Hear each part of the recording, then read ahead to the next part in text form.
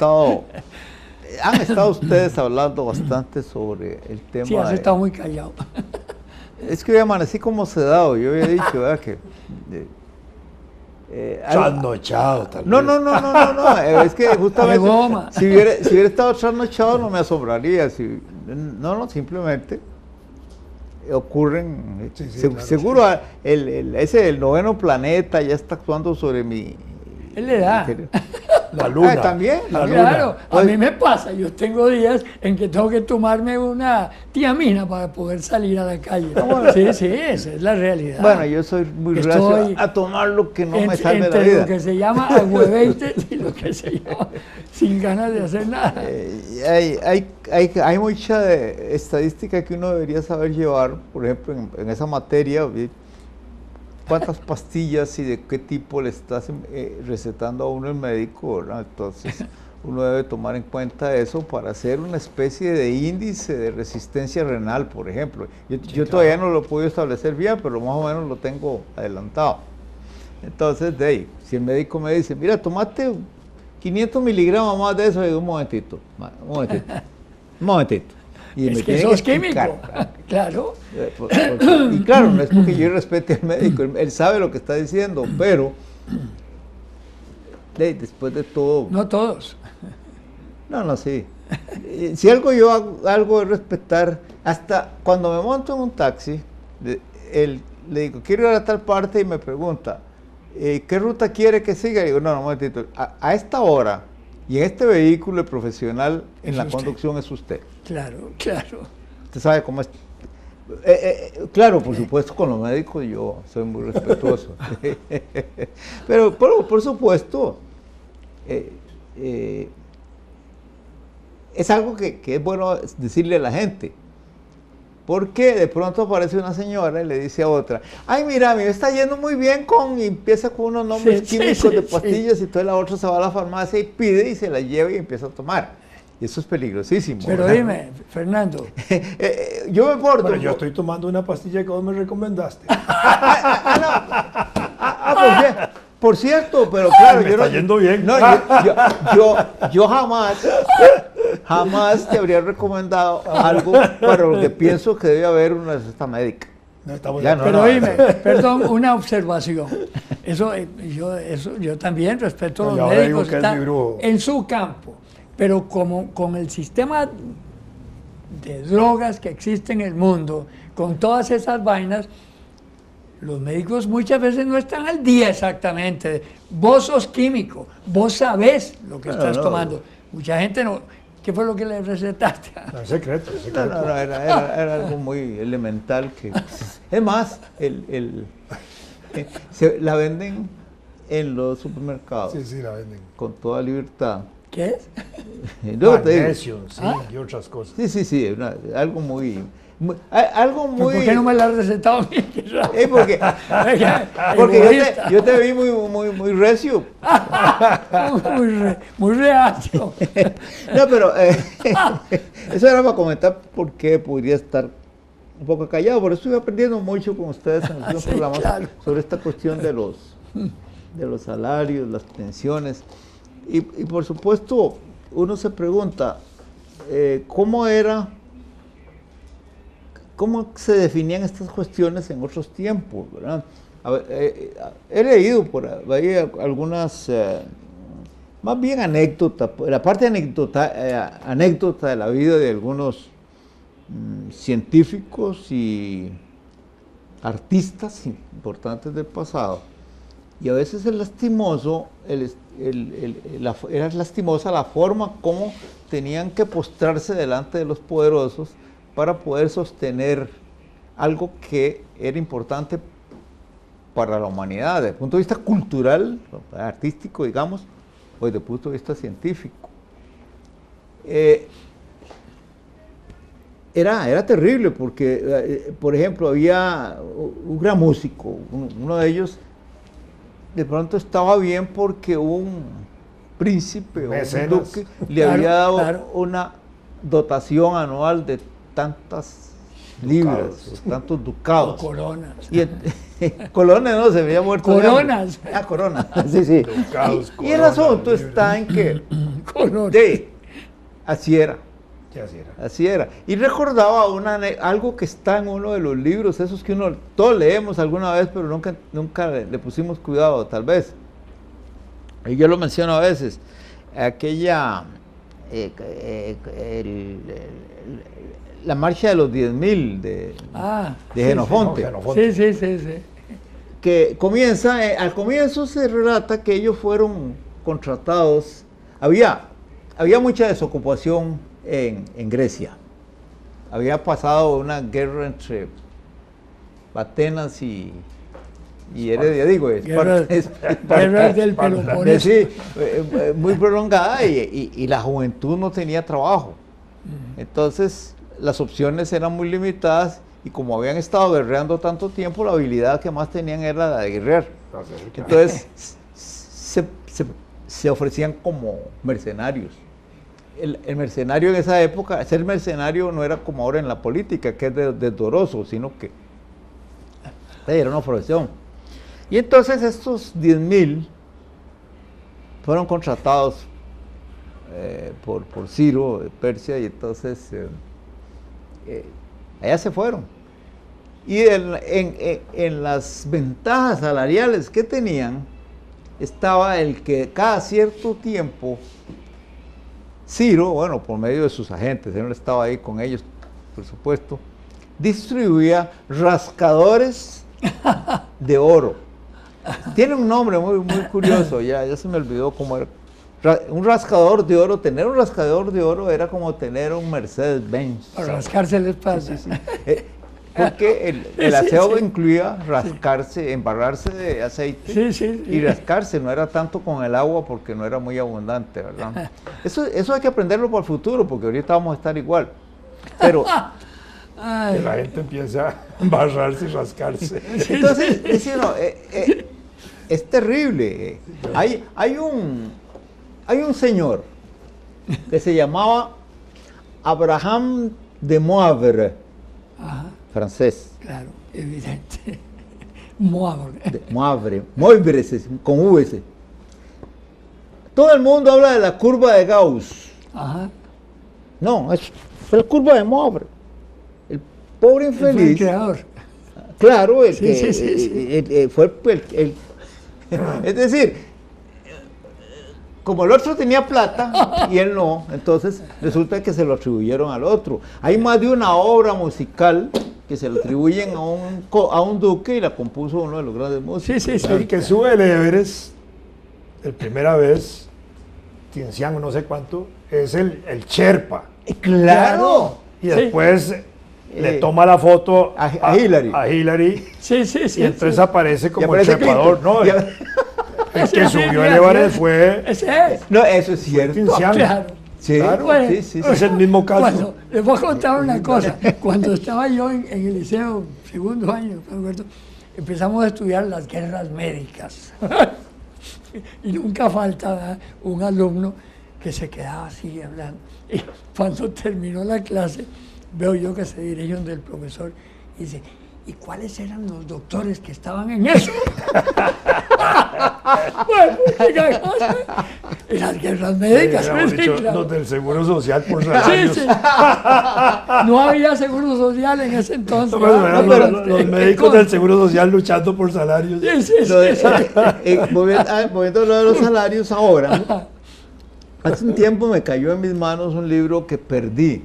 De esos que pierde uno porque se lo roban. Era un libro escrito por un sudamericano, considerando, no proponiendo, sino considerando los efectos de la vigencia de una regla que consistiera en que se aplicara el salario igual por trabajo igual. Sí, elemental. Claro. Sí. Sigue siendo justo. No, pero él comienza de ahí, aparte de ahí, eso sería justo y habla luego de cómo en los albores del comunismo se hablaba de eso y toda la historia. Pero se pone a hacer unos cálculos muy interesantes y entonces dice, bueno, supongamos que se logra establecer una unidad de trabajo, no en el sentido físico porque sí existe, no, una unidad de trabajo que es la que define cuántas veces una persona ha hecho el trabajo que otra hizo en un tiempo. Bueno, sí, algo que una persona puede decir que todos los días nada más da un hachazo en el leño y esa es la unidad, pero hay otro que viene y lo toma en serio y pega 90 hachazos y parte un pedazo, uno hace un puñito de leña. Y efectivamente es muy convincente todo lo que dice de lo justo que sería eso, pero de pronto saca un problema. Pero ahora sí, pongamos por caso el de esta persona que tiene una gran habilidad para golpear un balón. Y entonces, todo el mundo quiere verlo golpeando el balón. Obviamente, todo el mundo tiene derecho a verlo golpeando el balón porque es muy bonito lo que él hace con el balón. Entonces, el balón que tiene en un estadio se reúne un montón de gente a verlo golpear el balón. Y él golpea el balón. Pero ¿quién puede evitar que cada uno de los asistentes le dé 25 centavos por verlo golpear el balón? Y aquí tenemos a un millonario que no puede evitarse. No se puede evitar. Sí. Y entonces miren las cosas, claro. Pero la reflexión final es esta. Bueno, ese que golpeó el balón, yo estoy de acuerdo, yo le doy los 25 centavos y me importa un pito lo que hace él con ellos. Yo me divertí viéndolo golpear el balón. Pero cuando aparece uno que viene con un hacha de pico y me dice, si no me pagas 15 duros por mes por cuidar tu casa, te doy un hachazo. Sí, claro. Y eso es lo que pasa con los... casi en la política general. En la política esencialmente eso es lo que ocurre. Me amenazan con el hachazo si no les pago por hacer algo de lo que yo puedo prescindir. Ese es el problema. Pero todo, hay que aterrizar. Ah, bueno. Es que porque estornudé, bueno. Estoy diciendo que vea el tamaño de la nariz, que por eso... Ahora le pueden hacer una cirugía. ¿Verdad? Y se la enderezan. Para poder patear el balón. El otro día me tocó sentarme en un lugar, golpear el balón. en un lugar donde no quería estar yo, pero ahí estaba. Y entonces habían puesto un programa de televisión rarísimo. Yo nunca había visto que ese programa existiera, pero se llama en inglés Budget. Echado a perder. Budget. En BO. Presupuesto, budget. No. BOTCH. Sí, ya. To watch something. Sí. ¿Me entendés? Sí, sí te entiendo. Y verdaderamente, como no había otra cosa que hacer, no había un libro a mano, ni había un fulano que me quisiera contar una anécdota, entonces yo me quedé viendo el programa. Y descubro que se trata de algo tan estúpido como esto. Se trata de unos cirujanos plásticos que relatan en el programa las tortas que se han jalado. ¿Cosas que qué? Que se han jalado con la gente que opera. Entonces, en ese programa estaban relatando el desastre que le habían hecho a una mujer muy hermosa que quería mejorar ligeramente ciertos aspectos de su rostro y de su torso para quedar mejor con su marido. Entonces ellos le hacen una propuesta fenomenal de lo que le van a hacer en las paredes de la nariz y claro, como ellos son muy buenos, se disponen a trabajar y lo hacen. Y cuando le quitan las vendas a la señora de la cara, es un adefesio, una cosa terrible. ¿Cómo la gente se entretiene viendo algo? Cuando mi esposa estudiaba medicina, no voy a decir en qué hospital ni hace cuánto, hace 30, 40 años, tuvo una experiencia simpática en ese sentido, porque uno de sus maestros, de sus profesores, que era un gran cirujano, llegó una mujer a que le hicieran una cirugía de vientre y de paso le borró el ombligo y le quitó un pequeño apéndice que tenía ahí como colgando, ¿verdad? Teóricamente dejándola mejor, ¿verdad?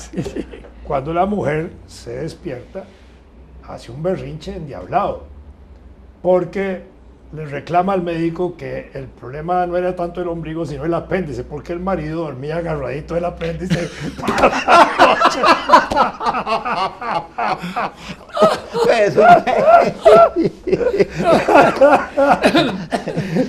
Eso sí fue un enredo quirúrgico de hace 40 años aquí en Costa Rica.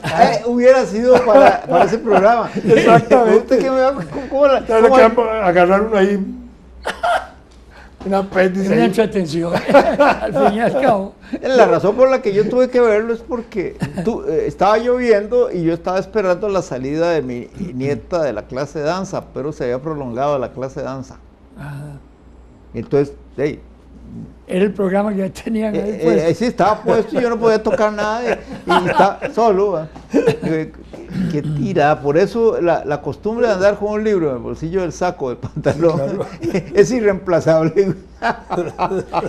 Oye, a propósito del bolsillo del saco del pantalón, el otro día, de casualidad, estaba viendo un programa en que aquel que era el economista de CNN, ya no hacen esos bolsillos, que parece que lo votaron y ahora trabaja en ese canal centroamericano. Es un tipo estuvo aquí estudiando en nuestra universidad de Harvard, ¿cómo se llama? INCAE. Y es un tipo muy agradable, muy culto, muy inteligente. Y entonces está entrevistando a una muchacha de un organismo científico que hay aquí en Costa Rica, que se pasan estudiando. Yo lo agarré a medio palo, perdonen la expresión, por eso no me acuerdo cuál instituto es ni nada. Pero es una muchacha muy capaz, que le explica sobre un aparatico que lo puede usar cualquier individuo, como el teléfono aquí o en los bolsillos, y que ese aparatico evita que la Aedes aegypti lo pique, lo muerda, lo inyecte, como debería ser inyecte, ¿no? Y el tipo se puso, le dijo, pero usted se da cuenta que esto es extraordinario, si esto es un problema ya mundial, ¿no? ¿Por qué esto no ha trascendido? Y entonces dijo la muchacha, pues yo no sé, nosotros no tenemos mecanismos de propaganda ni nada. Primera vez que usted viene aquí y habla de esto, pero yo sí le garantizo que este aparato definitivamente ahuyenta, no lo pueden picar los mosquitos, y sobre todo el Aedes aegypti. Y entonces el tipo dijo, no hombre, pero esto es algo excepcional, esto lo debían haber promovido en los Estados Unidos, en las islas, porque esto es grave, es una epidemia mundial. Y entonces, cuando es mundial, ¿cómo es que se dice? No es epidemia, es una... ¿Pandemia? ¿Ah? No, pero... Sí, algo así, bueno, no tiene importancia. No, endemia. No, tampoco. No, el endémico es... Sí, bueno. Sí, Pandemonio, pandemia. Pandemia. Eso es. Pandemia. Sí. Urbemia, de la urbe. Estatodemia. Bueno, el hecho es que me llamó la atención y entonces dije, voy a averiguar a ver en qué empresa se puede comprar. Hoy me fui a empresas que venden cosas electrónicas. ¿Y eso qué es? No, nosotros no tenemos. Quiere decir que solo en ese instituto, que no, pues yo como llegué tarde no vi cuál es, saben cuál es el aparato. Pues es increíble que a estas horas de la vida, esto fue hace una semana o 15 días más o menos, no se haya promovido algo como eso. Mejor hacer una vacuna contra la Sí, pero no lo han hecho. No lo han hecho. Pues si no vender esos aparatitos va a ser un negocio. Pues sí, pero si ya, sirve, ¿qué tiene? No, el problema es que los aparatitos sirven para un periodo, nada más, porque como venden las cosas ahora, nada más no son por de plazo. batería. Sí, por eso, es igual. Pero el negocio está en la batería del aparatito. El precio del aparatito depende de la cantidad de aparatitos que se hagan. Sí, por eso. Por eso, si resulta que es mundial, van a valer 15 centavos. No. Pero tanto que valga 15 centavos. Si el problema es mundial y es muy grave, no va a valer 15 centavos, siempre va a valer muy caro. Pero el negocio va a estar en la venta de la batería. Ah, bueno, ya eso es otra cosa. No, pero espérate. No, pero qué interesante, a mí me llamó la atención. Lo que estás diciendo a mí no me pone en las nubes porque porque me es familiar otra cosa que debe pasarse un principio parecido. Ajá. Ya existen aparatitos que se conectan y emiten una percepcióncita ahí, un ruidito, que elimina los bichos, que los aleja. Sí. Y hay uno que vamos a ver, hay uno que me aseguraron que a los roedores también los ahuyenta. Sí. Y una vez estuve de visita en una casa donde aquí en los altos por Los Santos, donde tenían uno para ahuyentar a los murciélagos. Entonces, desde el principio debe andar por ahí, bueno, pero es decir, si a mí me dicen que ese aparato existe y voy a estar en una zona donde abundan los mosquitos y todo eso, pues, claro. Obviamente yo me lo llevaría, como cuando a uno, yo no sé si funciona, pero le cuentan que algunas picadas se evitan tomándose una tiamina en la mañana. No sabía. No, sí. Y claro, la explicación que a mí me dieron me pareció convincente, porque como, de nuevo, la aberración profesional, ¿verdad? El